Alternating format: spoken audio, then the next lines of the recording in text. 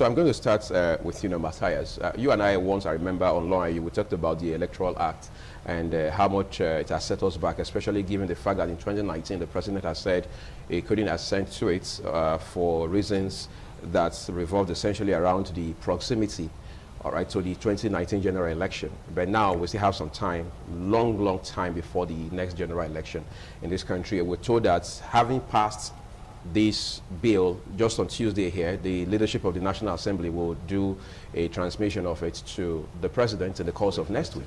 So the question going forward is, will the president assent to it? I know you are not in the position to answer that, but we do understand that one of the very vital dynamics is that the president will refer the same bill to the AGF for advice.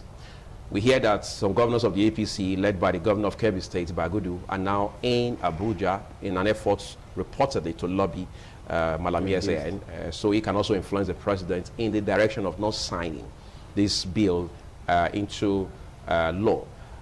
Whatever that means, the question now is, God forbid that, I mean, things go south with this bill again like we had 2 years ago. What does it mean for our electoral process in Nigeria? Well, it will be so unfortunate because if things decide to go that way, this individual would have labeled themselves as anti-democratic agents. Even those in the Senate, when the debate was on as to not allowing electronic voting, they saw the way people roared against it. And that's why I believe they changed their mind and allow electronic transmission of results. That was not to be allowed because the debate that was going on, that was not to be allowed. Now they fed the pulse of the people, and they knew that this is the right time and the right thing to do, and they allowed it.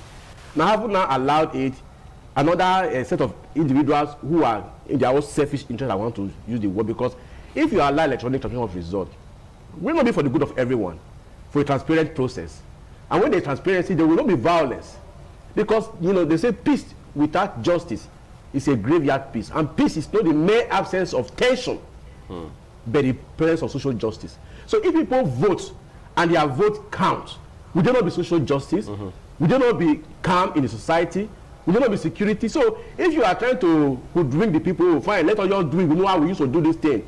There's no point allowing direct primaries. We can give some money to some agents that have been representative of the people and have them vote in a particular way against the wishes of the people that they are representing. Then by the time election is done, the area of strength of our opponent, we can send trucks there and destroy that area and get INEC to declare election inconclusive in that area, so that at the end we will not mobilize forces to that place and win it over. So it's kind of manipulative arrangement that they have been carrying on all this while. And Nigeria is saying no, say enough of that. Let's have it the clear way. And certain individuals will not say that shouldn't be. So they would have just labeled themselves as anti-democratic agents, if they do that. And again, I don't see, I don't know the influence of the AGF. The Senate, what role does it play in the process of law passing of any law, of any bit of law? Now, the Senate are the people representatives, they have, in their wisdom, passed this bill. For Mr. President to sign, the one AGF or some other agent of government will now come and be advising Mr. President, please, for lobbying, do not sign. If you sign this, it will affect our interest. You want to sit tight in office. By the time you allow that and the pressure becoming so much, on the people, at the end of the day, you not find that those that makes peaceful change impossible will gradually be making violent revolution inevitable. A time will come when, like it's happening in other African countries, they say, look, it's enough of this. A coup can happen. Anything can happen. People, and the cry for secession. So you're saying we should be proactive enough to avoid any form of violence or outbreak. Exactly. Because the tension is already too much. And allow a transparent process. If you not go ahead to frustrate because of your selfish interest, the backlash will be too much. Okay, I want to talk to you, Felix. There's a nexus people are trying to draw now between AGF Abubakar Malami, SAN, and the incumbent governor of Kebbi State, Bagudu. This is not something we can independently verify, but they say Malami is nursing a governorship ambition in 2023. Of course, it's from Kebbi State. And they say that could also be, if you like, a strand in the conversation around this influence and lobbying around the issue concerning this particular bill, for example. But the governors of the APC have raised two very salient issues. First, they have said clearly, like he mentioned, that they are not very comfortable with the idea of direct system of primaries within their party. And they've also talked about how that they are not comfortable with the electronic transmission of results, and so on and so forth. But their first concern is the direct system of primaries. Their reason is the president had passed, he had signed an executive order to the effect that large gatherings should not be allowed in light of the COVID-19 pandemic, for example. Yeah, be holding parties. Yes, does that fly? Well, we must not run away from the fact that politics is an interest-driven game. Okay. We must not run away from that fact. The question is, what kind of interest are we projecting?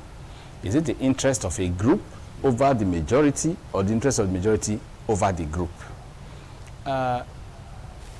My co-discussant is a barrister and solicitor of the Supreme Court of Nigeria. He will understand this point very well, that when a case goes before the courts, it is no longer the parties that are on trial, it is the courts. How do we mean by this? If two parties come before a court for adjudication, each party knows what it has done that brought them to that court.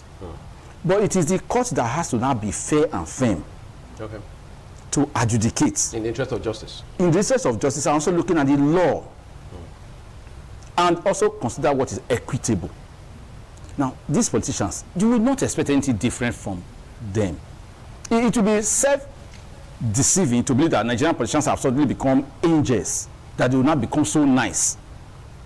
In fact, in Nigeria, over the years, we have men who have grown larger than the institutions.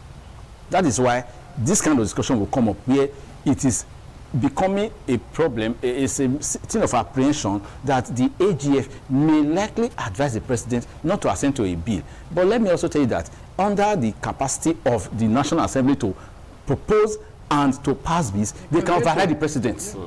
They have that capacity. The president can veto a bill, they will take it back to the House, they will use their majority to pass that bill into law. So it will be negative, it will be disrespectful, it will be a great disservice to the nation and to the administration of today not to assent to that bill. In fact, that bill is going to put them, with all their faults right now, on the right side of history. If they do not assent to that bill, my proposition, as I'm saying, is that the president should assent to that bill with all speed at his disposal, so that it will be on record that this is the fastest assent the president has granted to a bill that has such national value, a bill that can transform Nigeria from a banana republic into a modern democracy. You know what we are talking about in direct primaries? Every member of the party come out and stand and say, I want this person to be our candidates. That's all they are saying. Some people are saying, no, let us do it the usual way. What is the usual way? We will select a group. The group will go and decide for the majority. You see, there is direct democracy, there's indirect democracy. Right. But in this case, the direct one is safer. We are talking of within a party. We are not talking of national election. So that means if there is no internal democracy within a party, how can such party lead the country very well if they become the government of the country? So there will be a problem. They should not shoot themselves in their foot, in their feet right now. Because if they shoot themselves in their feet, that would be very sad. Why would you stand against a bill? In 2019, you had a very funny excuse. It was too close to election, which is not really a problem anyway, but that was excused then. Now we're in 2021. Election is 2023. So what are you talking about? If you had the excuse in 2019, does that excuse still hold today? If you say there are no large gatherings, every day people gather in the markets. Every day people gather in schools. Every day people gather in churches and mosques. Every day people gather in social functions, burials, marriages, child naming. Every day people enter public transport together. So we have not stopped. Including sporting activities. Everything has been going on. So the government, that is why at times when I said the government is very good at telling us what is not real. If the government will say one thing, people will sit down and be wondering, are these people from this planet or they are from another planet? Because if they are Nigerians and they know we know, and we know that they know that we know, they should admit to this fact. So the argument that large gatherings, the same government made the proviso against, the same government encourages it, cannot be an excuse. The second one, that it will be too expensive. It is not their problem. The government has been funding it. In fact, it will take power from the governors. The governors are the ones actually that fund parties at the state level.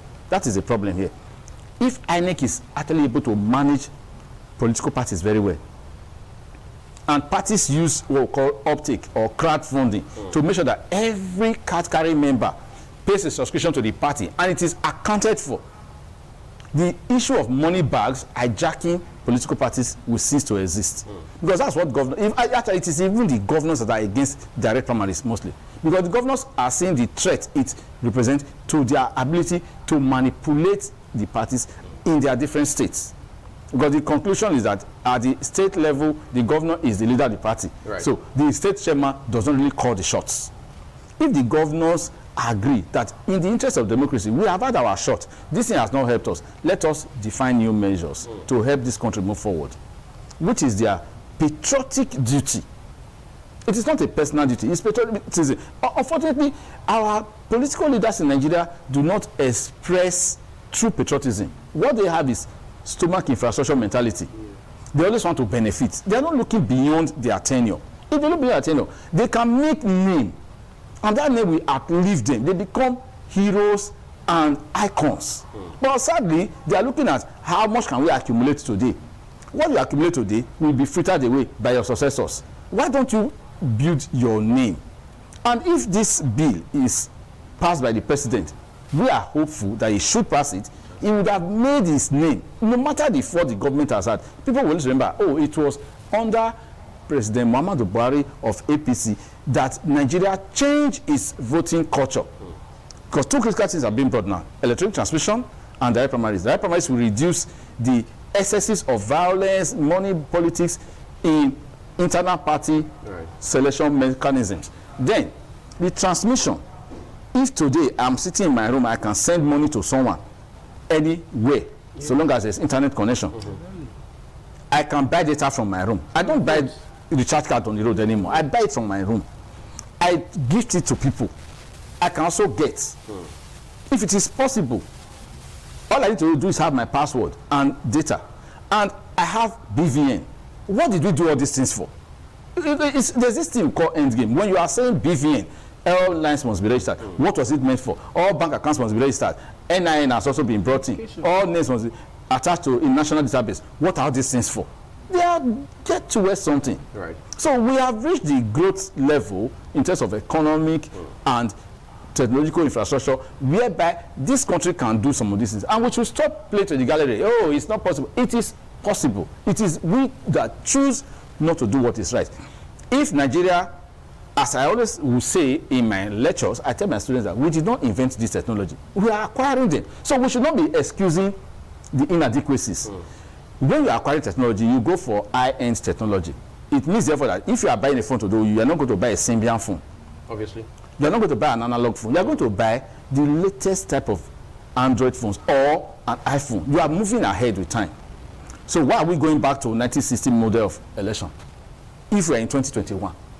And we're in 2021, so we're not in 1960. So we cannot therefore use the model of 1960 in 2021 and expect that we are progressing. All right, great. We will not. Let's wrap it up now, gentlemen. I want to talk to you, Matthias, basically about this conversation in particular. Some persons I've talked to about this issue would say, look, that we are even having this conversation about the possibility of the AGF advising the president, for example, against assenting to this bill is only reflective or indicative of the fact that we still have a situation where individuals are more powerful than institutions. How do we reverse the tide? The only way to reverse the tide is for people to have the political will. Those who have been vested with powers to do the right thing should have the political way to do it.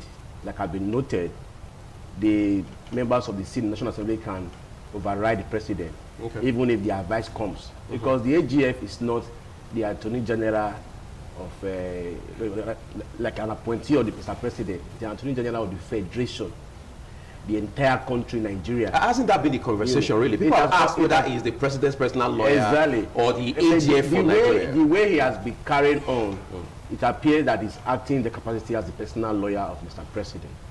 It's Nigeria's lawyer. It's Nigeria's #1 lawyer.